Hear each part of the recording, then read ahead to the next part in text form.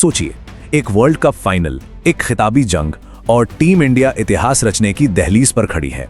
मंच बिल्कुल तैयार था और करोड़ों की सांसें थमी हुई थीं। तारीख थी 8 मार्च 2026 और मैदान अहमदाबाद का नरेंद्र मोदी स्टेडियम। जी हां, वही मैदान जहां कुछ साल पहले 1 अरब से ज्यादा सपने टूटे थे। लेकिन आज हिसाब चुकता करने का दिन था और दांव पर लगा था वो कारनामा जो T20 क्रिकेट के इतिहास में आज तक कोई नहीं कर पाया था।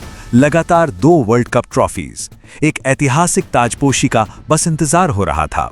तो मैच शुरू होता है। न्यूजीलैंड ने टॉस जीता और गेंदबाजी करने का फैसला किया। इरादा बिल्कुल साफ था, भारत के विस्फोटक बल्लेबाजों पर शुरू से ही लगाम कसना। लेकिन फाइनल का दबाव और टीम इंडिया के इरादे दोनों ही कुछ और कहानी लिखने वाले थे। तो देखिए, कागज पर न्यूजीलैंड की रणनीति एकदम सही थी। गेंदबाजों को बदलते रहो, रन रेट को कंट्रोल में रखो और शुरुआती ओवर सस्ते में निकाल लो। और सच कहूं तो पहले 2 ओवर तक लगा भी कि उनका ये प्लान काम कर रहा है, पर सिर्फ 2 ओवर तक। और फिर आया चौथा ओवर। गेंद थी लॉकी फर्ग्यूसन के हाथ में। अभिषेक और सैमसन के बल्ले से निकले 2 छक्के शायद बिल्कुल बीचों बीच नहीं लगे, पर बाउंड्री पार जाने के लिए काफी थे। उन्होंने ये ऐलान कर दिया कि भाई आज पिच का मिजाज कुछ और ही है। उस 1 ओवर में आए पूरे 24 रन और बस न्यूजीलैंड की सारी रणनीति वहीं की वहीं धरी रह गई। मोमेंटम पूरी तरह से इंडिया की तरफ शिफ्ट हो चुका था और इस मोमेंटम पर सवार होकर भारतीय बल्लेबाजों ने जो किया वो तो अब इतिहास है।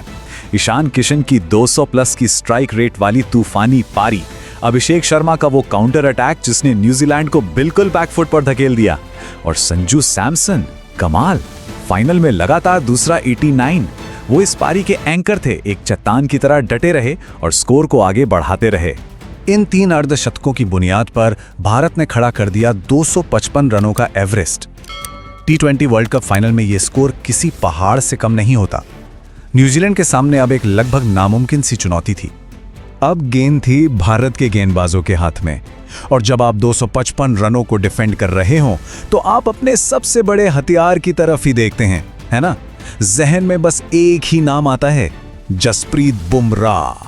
और बुमराह ने वही किया जिसके लिए वो जाने जाते हैं। जरा ये आंकड़े सुनिए, 4 ओवर, सिर्फ 15 रन और 4 विकेट। ये सिर्फ आंकड़े नहीं थे, ये न्यूजीलैंड की हर उम्मीद पर किया गया एक निर्णायक प्रहार था। इस स्पेल ने मैच का नतीजा तय कर दिया था। उनकी वो जो घातक डिपिंग ऑफ कटर है ना, उसके बारे में एक रिपोर्ट में लिखा गया था, और क्या खूब लिखा था कि खेल का हर खिलाड़ी जानता है कि ये आने वाली है, लेकिन अब तक कोई भी इसका मुकाबला करने का तरीका नहीं खोज पाया है। और इस फाइनल में ये बात अक्षरशः सच साबित हुई। देखिए, समझने वाली बात यह है कि बुमराह ने सिर्फ विकेट नहीं लिए, उन्होंने तो कीवी टीम की बल्लेबाजी पर एक सर्जिकल स्ट्राइक कर दी। पहले टॉप ऑर्डर को बिखेरा, फिर किसी भी पार्टनरशिप को पनपने का मौका ही नहीं दिया, और देखते ही देखते रन चेस की कमर ही तोड़कर रख दी। और हां, दूसरे छोर से अक्षर पटेल ने भी 3 विकेट लेकर उनका बखूबी साथ निभाया।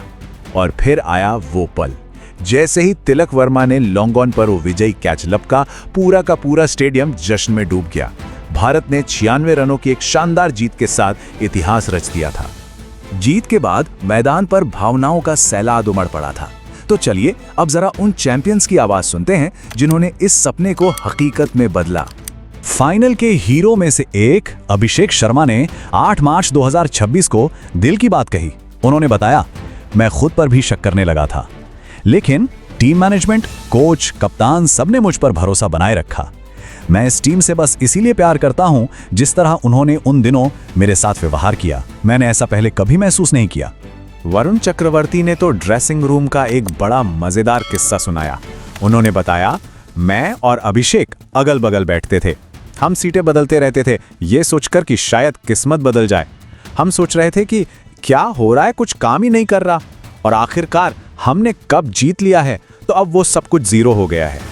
और वो आखिरी कैच लेने वाले तिलक वर्मा ने तो जश्न के मूड का ऐलान ही कर दिया। उन्होंने कहा, अगले कुछ दिन तो बस लड़कों के साथ एक बड़ी पार्टी होगी, हम एक छोटा ब्रेक लेंगे और फिर सीधा IPL के लिए वापस आएंगे। तो अहमदाबाद के उसी मैदान पर भारत ने अपने पुराने जख्मों पर मरहम लगाया और T20 क्रिकेट पर अपनी बादशाहत का परचम लहरा दिया। लगातार 2 वर्ल्ड कप जीतने वाली पहली टीम। तो अब एक बड़ा सवाल खड़ा होता है, क्या ये सिर्फ एक और वर्ल्ड कप जीत है या फिर ये क्रिकेट की दुनिया में एक नए भारतीय राजवंश का आगाज है?